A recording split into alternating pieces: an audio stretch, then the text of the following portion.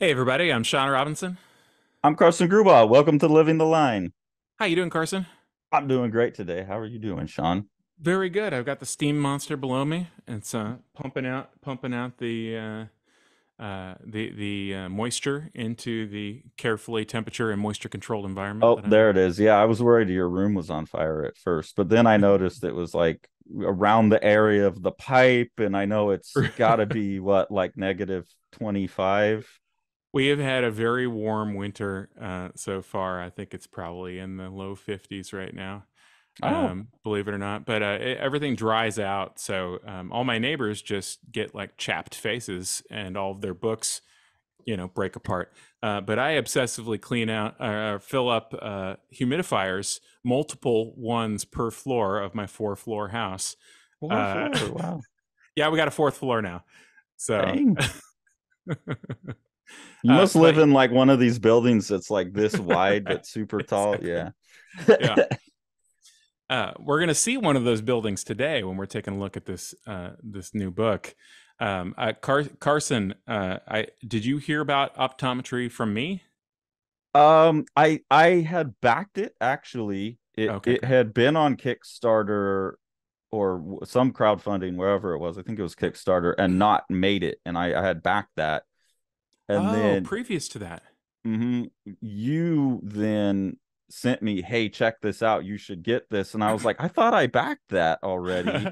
And then I went and looked, and the campaign had been redone. So I wouldn't have the book without you, but I Okay, had seen it and gotcha. really been excited about it, and for very good reason now that we Yeah. both have it. How did you stumble into it? I was running a campaign at the time. I think Moonray was happening simultaneously, and Driftwood Press. We were in contact with each other because we were both sort of getting ready to launch campaigns at the same time. And there's a lot Okay. of messages and back and forth and things with that. And sometimes I like to look at other campaigns that are about to run or are about, are getting ready to run that I think backers might be kind of congruent with. And yeah, Driftwood Press does mostly like literary books and poetry and things along those lines, but they have experimented recently with releasing comics, and this is a hell of a comic.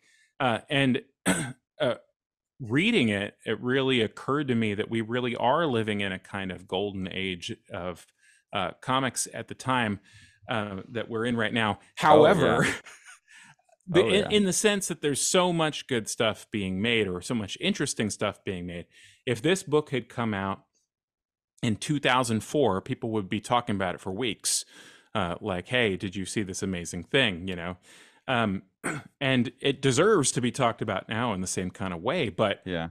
it's just there's so much noise right now. I think it's hard for people to sort of reach something that comes out from a smaller press or it doesn't have the right level of attention when it first hits or doesn't have a yada yada yada whatever the limitation is of that particular thing.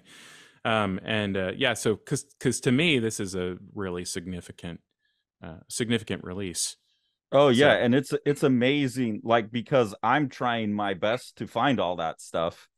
right. And like, I don't have the money, and I'm blowing a fair amount of money. I'm being pretty indiscriminate with the buying for this channel, and I still don't read it all. I still Right. stumble across things that I'm like, how the hell have I never heard of this? And I think when, like, we just recorded the Dan Clowes patients one, and when people are like, why are you taking shots at Dan Clowes? Part of it is driven by, like, Monica's going to be up for book of the year, Sure. and something like this is going to be barely talked about, and there's 20, 30, 50 other books as good as this or better. Right. And so I think it's just like having an honest evaluation of, like, like, is Monica really better than this, or is it just because of Dan Clowes? Like, I think there's stuff like this out there that, yeah, should be being signal boosted way more. And I think there is some of those old, like, Barry Windsor Smith is making a new book, those kind of things that are, I get it, I'm excited about them too, but then you see something like this, and yeah, you're like, man, this should be way higher. I saw something Austin English said. I believe it was on Twitter. I'm sorry, it was on Twitter. I was punished immediately X on afterwards, I'm sure. X. Yeah, exactly. When I was on X the other day, I saw Austin English, who is one of the editors of the Comics Journal, and is a great distributor under Domino. And a Um, great artist too. yeah, He's a great absolutely. artist. Yeah, I mean, I'm just passing that by. He was saying that he thinks that there's so little written criticism these days that anybody who comes out of the era in which they were actually written about has extra cachet Mm-hmm. that causes them to get more attention, That makes essentially. sense. And Yeah. I think he's right. We've got this sort of accumulated wisdom about other people that, regardless of whether you even know their work, sort of filters into your consciousness and gives them a little bit of extra shine before you've even hit it. That being said, let's take a look at a book you've never heard of called Optometry. So, Optometry is by an artist named Xiang Yata. I A apologize. Chinese Yeah, artist. Chinese artist. Yeah. I apologize, Xiang, if I'm saying your name incorrectly. I'm doing my best. Uh, and according to the promo material that they put out in conjunction with the Kickstarter, that she had been working on this book for over a decade, expanding the world with every new medium she can find. And this is essentially a culminated work uh, that it represents all of those experiments. And yeah, the style here is a really fascinating visual style. It really reminds me of a very particular artist. Are you familiar with Satome Ichikawa? What are some of that artist's works? She was a children's book illustrator. She did like the Nora's Stars series. She started out in the '70s and then did a bunch of. Uh, uh, she was really well known in the '80s and '90s, but children's book author who was from Japan originally and then moved to France and was basically Hmm. based in France as an illustrator. The touch point I got is Tiger Tatishi, only Oh, okay. because I just recently got and reviewed some Tiger Tatishi stuff, and his painted work that deals with like the poetics of form, where it's more just about transformation and stuff. I don't know if you've seen that, but to me there's a similarity in that.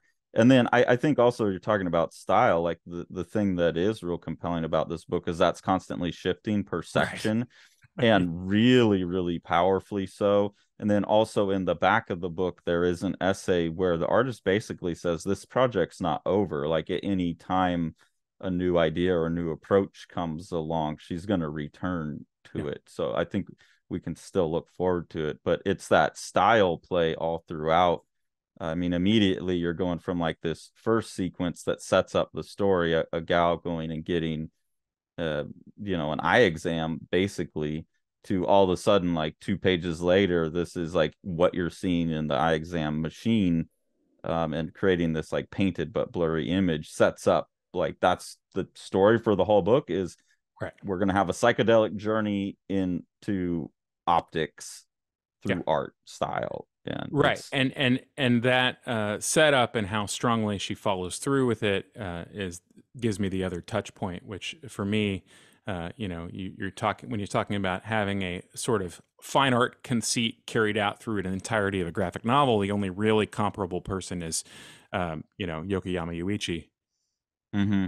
Um, Yeah.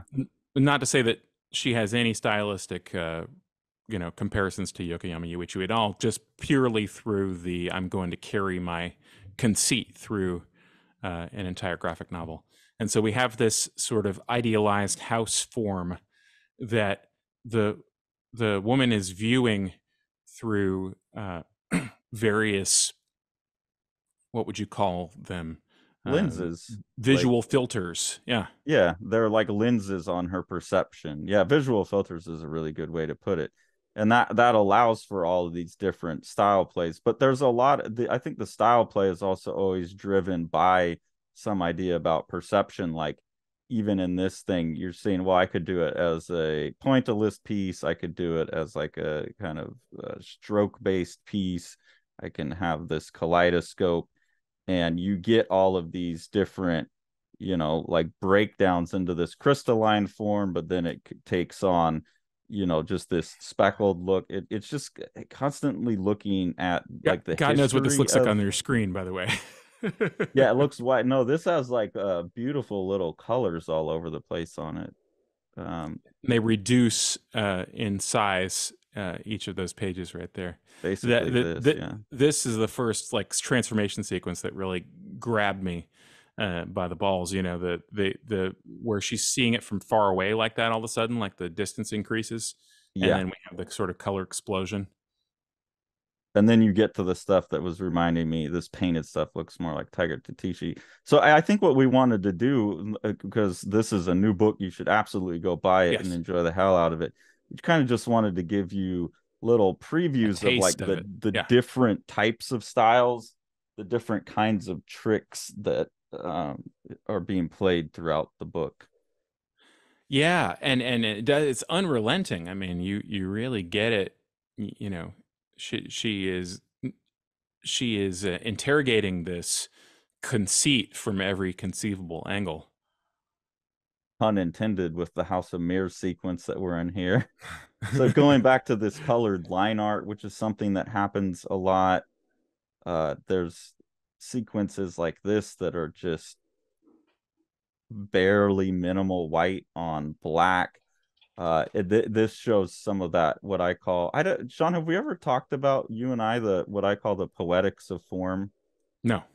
I use that term a lot in my reviews to talk about things where there's not so much a story being told Hmm. as there are a series of transformations that happen entirely within the shapes and colors and things, like when the formal elements of Right. art are the subject matter, Sure. particularly when things are set up like over time, like an image like this that's repeated over time, then gets like recontextualized, like cut in half like this. I think this book is a really good halfway point between that poetics of form approach and a like surreal narrative approach.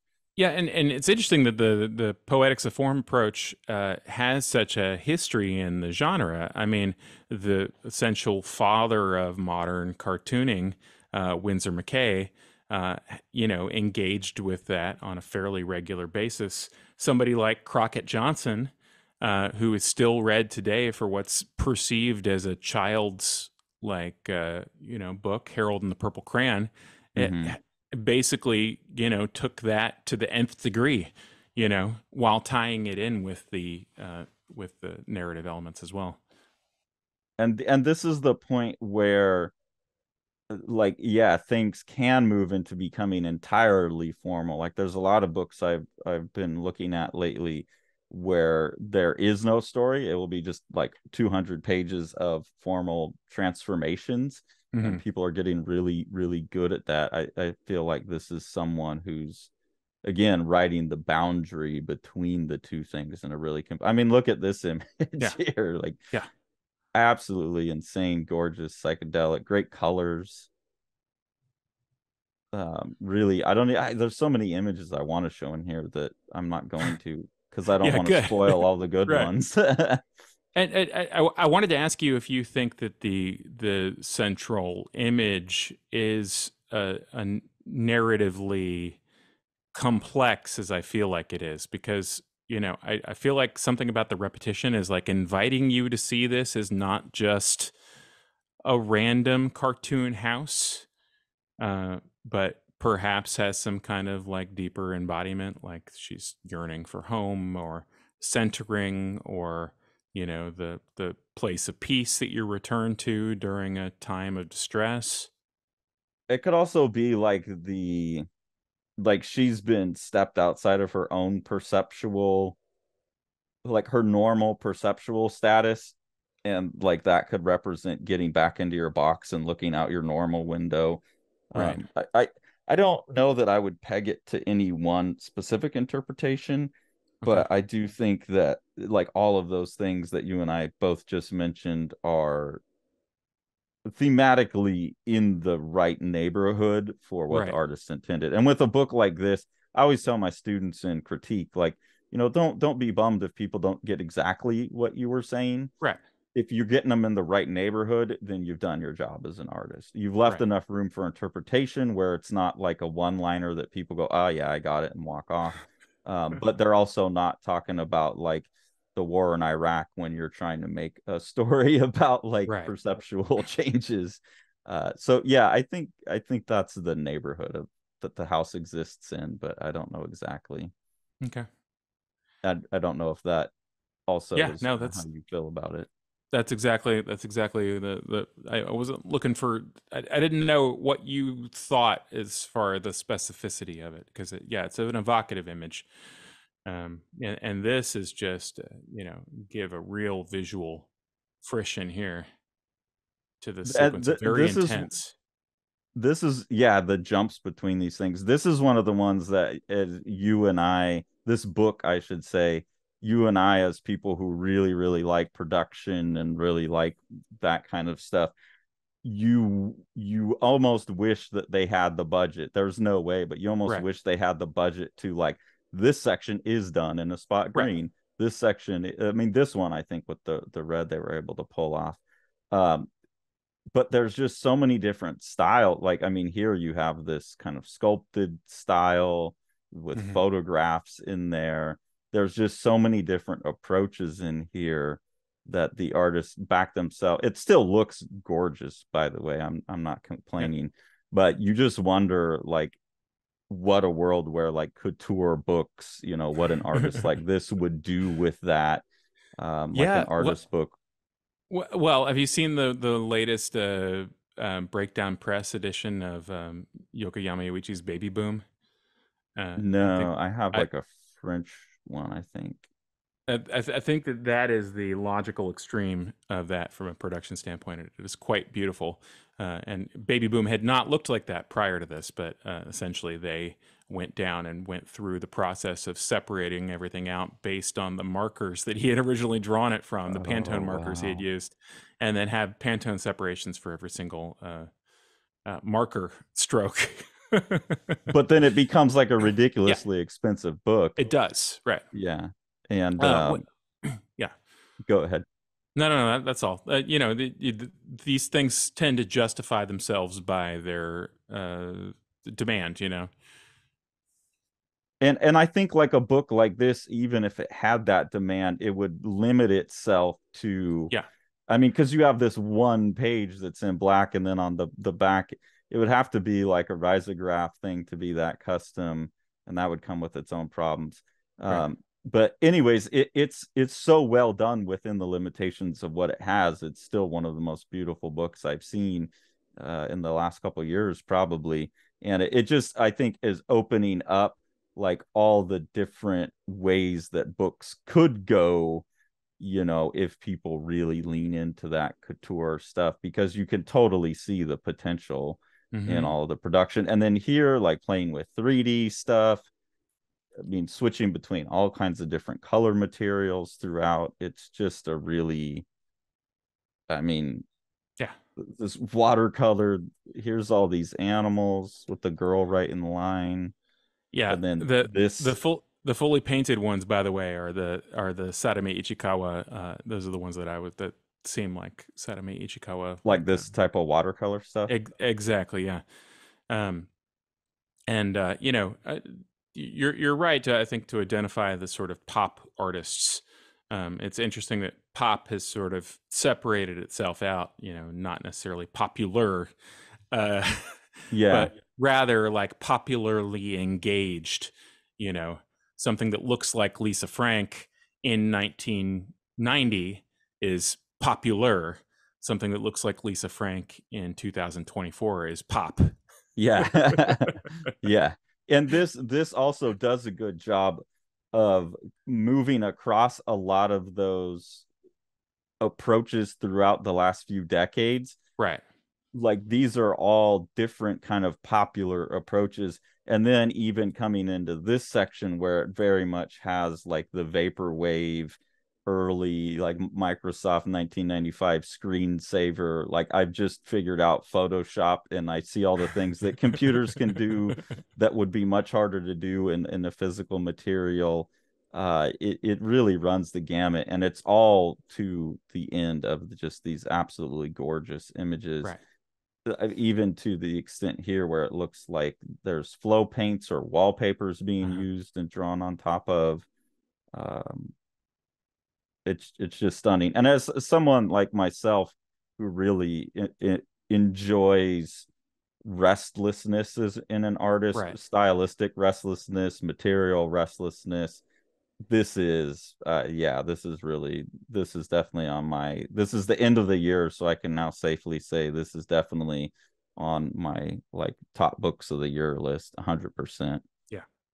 Yeah, no, it's a fantastic, it's a quite, I mean, verging on unbelievable debut. I mean, I suppose like most unbelievable debuts, it's not actually a debut. She's been refining this project through smaller publications in Chinese over time. I think that that probably, you know, explains that very well. But you know, it's quite unbelievable. But still, if you're imagining like this is the first one that came out, was these first couple pages in this first sequence with the house blowing apart into all Right. these different shapes and whatnot, you've still got an unbelievable, like, say this is as far as the first story got, is this dissolution here of these crystal forms. You've still got something that immediately anyone reading the anthology or wherever this appeared in would be like, yeah, we need to pay attention to this artist. Yeah. Right. And Yeah, and so we are. the other thing that I really, really enjoy about this book is it's a real good peek into what's going on in China, Yeah. which is a market that's been pretty untapped till now. I found the publisher Paradise Systems, and I don't think that's gone up yet. Mhm. I don't think we've edited that review that I did, because it's a big one.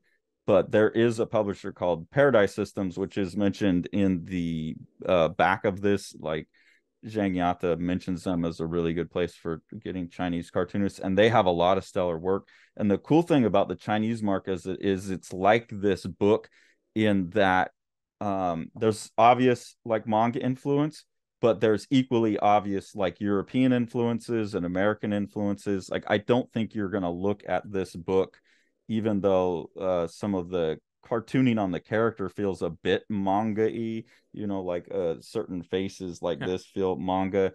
There's no It's an way you look at international book. Yeah. there's no way you look at that and say this has manga in it. Yeah. And that's the entire Chinese scene as far as I can tell, and that's really exciting to me. Yeah. And Yeah. that's the golden age that you're talking about, is we're now being exposed to everything from everywhere, and the number of greats skyrockets. Yeah, and you know, as we had said, there's always growing pains with that, including local traditions being swamped by, you know, that outside influence. You know, I have mentioned on this very YouTube channel that reggae stomped out 1,000 different local folk traditions. Uh, Mm-hmm. just by virtue of its backbeat, you know. On the other hand, when reggae comes back to you as Afrobeat, it spawns something completely new that people don't even necessarily recognize where it came from. And essentially, all that happened is it had enough time to percolate within the local culture, and when it comes back out, it has a new face. You know, this is the things that these are the things that human beings do, and we're now living in a time in which influence can be international, and Well, and I these are the think results. my sense of the scene from that batch of stuff I got is that there really, because of government censorship and stuff, wasn't that much going on in Chinese comics. A lot of it was just like swipes of other stuff being published in these small little strip formats and whatnot. And so I think what you've got is a really underground, like it's literally still illegal to be an independent publisher in China, according to the stuff I was reading in the Paradise Systems. So you're getting people who are doing this out of pure passion. And yeah, they don't have, there's a art tradition in China, but there's not a real strong like comics tradition over the last however many years. And so I really feel like you are getting people who are just like picking the best of what they like from everywhere, and they're doing it with the passion of someone who like is doing something illegal potentially, And I can't think of a more like fruitful soil for like awesome, especially comics than Yeah. that. It'll be And very interesting to see what we get in English because, of course, publishers are going to be wary of you're not going to print these in China. If you're a publisher that is entirely reliant on international printing, you got to think twice about any of those relationships that you might start. Where is this book printed, by the way? independently published by Driftwood Press in the United States of America, Hmm. but it All doesn't right, say which printing press they used. interesting. Um, yeah, Okay, I'm not sure, but it's I think, I got a good chunk. I got everything that Paradise System still had. There's a couple books that they didn't have anymore, and so I don't know how good those are, but this is by far, out of a lot of really good work coming from China, the best I've seen. So I think, like, if you're trying to get into that scene, you're trying to learn more about what's going on internationally, Optometry by Xiang Yata is yeah, one of the best things I've seen, and it's a phenomenal visual treat of a book. Is all I can say, and extremely well produced within the limitations of not being able to yeah, do a different spot color for every yeah, third page or whatever. Really yeah. beautiful to look at. Awesome. Well, thanks for talking it over, uh, Carson. Yeah, thanks for bringing it back to my attention, because I would have forgot that I backed it and never gone to check it and then missed out on it. So, really, really glad to have this. Well, thanks for watching, everybody, and we'll be back next week. Make sure to like, smash that subscribe button, and ring that bell.